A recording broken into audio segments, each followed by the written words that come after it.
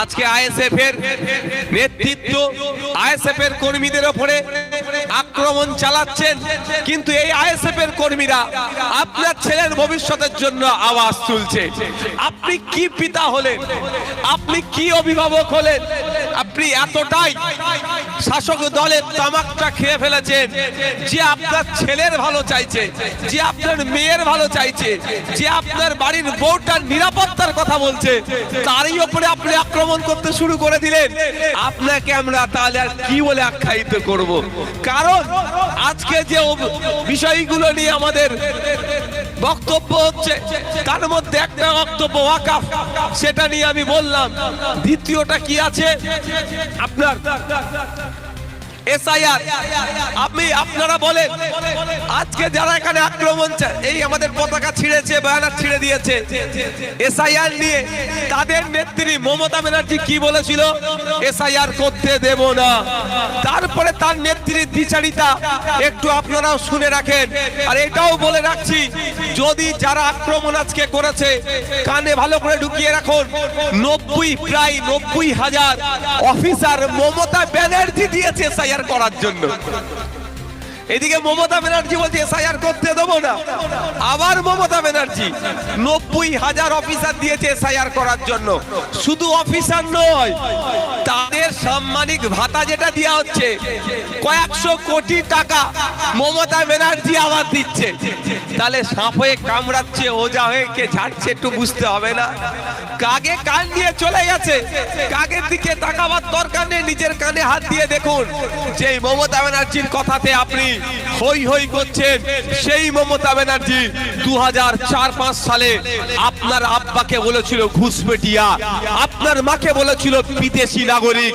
এই মমতা ব্যানার্জি 2004-05 সালের দিকে আপনার তখন হয়তো অল্প বয়স বা সেই সবে জন্ম হয়েছে, সে যারা আজকে লড়াই করছেন আমাদের সাথে একটু শুনে রাখুন, যার হয়ে আজকে লড়াই করছেন, যার হয়ে হিংসা ছড়াচ্ছেন, সেই নেত্রী আপনার নেত্রী 2004-05 সালের আগে পার্লামেন্টে ডেপুটি স্পিকারকে কাগজ ছুঁড়ে মেরে বলেছিল যে আপনার বাপ আপনার মা ঘুষপেটিয়া, বিদেশি, অবৈধ নাগরিক, অবৈধ ভোটার, আপনার বাপকে 2005-06 সালের দিকে বলেছিল। লজ্জা করছেন আপনাদের? লজ্জাটুকু থাকা দরকার তো। এই মমতা ব্যানার্জির জন্য এরা যারা হিংসা করছে, এই মমতা ব্যানার্জি উনার আব্বাকে আম্মাকে, এটা তো রেকর্ড হচ্ছে তো ভাই। আমি ভুল বললে মমতা ব্যানার্জি আমাকে ছেড়ে দেবে? হ্যাঁ, মনে হয় ছেড়ে দেবে। এমনি আমি কিচ্ছু করিনি, বিনা দোষে প্রায় 20খানা মামলা আমার নামে দিয়েছে। দোষ করলে তাহলে কটা দেবে বুঝতে পারছো? বিনা দোষে 42 দিন আর একদিন ওয়াকফকে বাঁচাতে গিয়ে, এই মাদ্রাসাকে বাঁচাতে গিয়ে, ওর আব্বার কবরটাকে বাঁচাতে গিয়ে আমি 24 ঘন্টা জেল খাটলাম। আর ওই আজকে আমার প্রোগ্রামে আসতে যাতে না পারে আমাদের ব্যানার ছিঁড়ে দিচ্ছে। কত ভালো ছেলে বুঝতে হবে, এর দোষ নাই, এর মাথায় যেমন ভাবে ঢুকানো হয়েছে ও নিচ্ছে সেটা। আমি এর বিরুদ্ধে আমি একে দোষিত করছি না, কিন্তু আমি আজকে জন্য শোনাতে চাইছি যে ভাই তোমার ট্র্যাকটা ঠিকঠাক আছে তো? তুমি যে রাস্তায় আছো ঠিক রাস্তায় আছো কি ভুল রাস্তায় আছো? দেখো তুমি কার জন্য লড়াই করছো। 2004-05 সালের আগে তোমার আব্বাকে ঘুষপেটিয়া বাংলাদেশি বলেছিল যে, তার জন্য তুমি লড়াই করছো। তাহলে কালকে তো তুমি বিজেপির জন্য লড়াই করবে, তোমার যদি স্বার্থ থাকে ওখানে। কি গো, বিজেপিও ঘুষপেটিয়া বলছে, শুভেন্দু অধিকারীও ঘুষপেটিয়া বলছে এখন, আর মমতা ব্যানার্জি 2004-05 সালের আগে ঘুষপেটিয়া বলেছে। তফাৎ কি ভাই? আমি আবারও বলছি, যারা আজকে আমাদের প্রোগ্রামকে ভুলণ্ডিত করার চেষ্টা করেছেন একটু শুনিয়ে দিতে চাই। আমার আপনার বড় ভাইজান পীরজাদা আব্বাস সিদ্দিকী আমাদেরকে নির্দেশনা দিয়েছে, এসআইআর এর কোনো একটা বৈধ ভোটারের যদি নাম বাদ পড়ে আপনাদেরকে চিন্তা করতে মানা করেছে, আমাকে সুপ্রিম কোর্টে গিয়ে লড়াই করার কথা বলেছে। তাই আপনাদের বলবো, এসআইআর নিয়ে আপনারা অহেতুক হয়রানি হবেন না, চিন্তিত হবেন না। কাগজ আছে, কাগজ প্রয়োজনে আমরা জমা করব। তবে এখন হেয়ারিং এর নামে ইসিআই যেটা করছে এর আমরা চরম বিরোধী।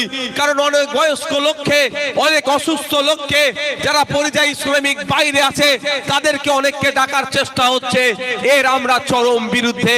কিন্তু আপনাদের জানিয়ে দিতে চাই, আপনারা আতঙ্কিত হবেন না।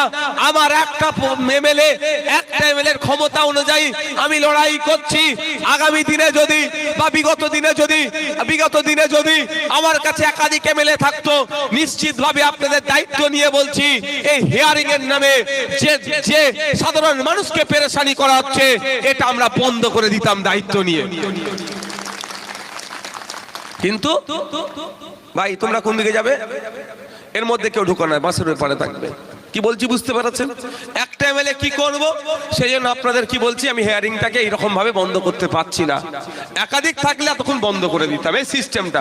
হিয়ারিং হোক, বয়স্ক লোক ভাই যাচ্ছে, গিয়ে মারা গেছে, হিয়ারিং করিয়ে ফিরতে ফিরতে মারা গেছে, 80 বছরের বৃদ্ধা, তাকে হিয়ারিং এ ডেকেছে। কেন হিয়ারিংটা বাড়িতে গিয়ে করা যেত না ভাই? ভোটের সময় অসুস্থ লোকের বাড়িতে গিয়ে ভোট চাওয়া হয়তো, হিয়ারিংটা তো বাড়িতে গিয়ে করতে পারতো, সেটা করলো না কেন? এটা আমরা আটকাতাম। তারপরেও আমি আপনাদের কথা দিয়ে যাচ্ছি, ভয় পাবেন না।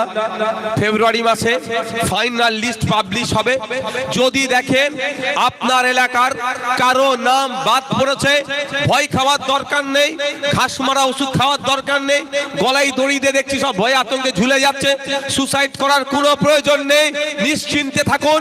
আপনাদের আমি কথা দিয়ে যাচ্ছি, আমাকে প্রতি শুক্রবার আমি বাড়িতে থাকি। শুক্রবার যদি আপনারা যেতে পারেন দেখা হবে, না গেলেও কোনো অসুবিধা নাই।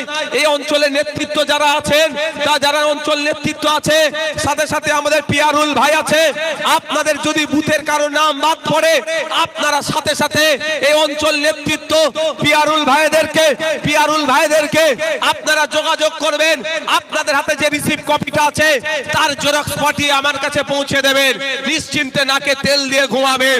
বাকি কাজ আপনাদের খামচিহ্নর বিধায়ক আছে ভাঙড়ের, সে দেখে নেবে। আব্বাস ভাইজান আছে দেখে নেবে, খামচিহ্ন আছে দেখে নেবে, নওশাদ সিদ্দিকী আছে দেখে নেবে, ইন্ডিয়ান সেকুলার ফ্রন্ট আছে দেখে নেবে। এতটুকু মাথায় রাখবেন, কারো আশীর্বাদে, কারো অভিশাপে আপনার ভোটাধিকার কাটাও যাবে।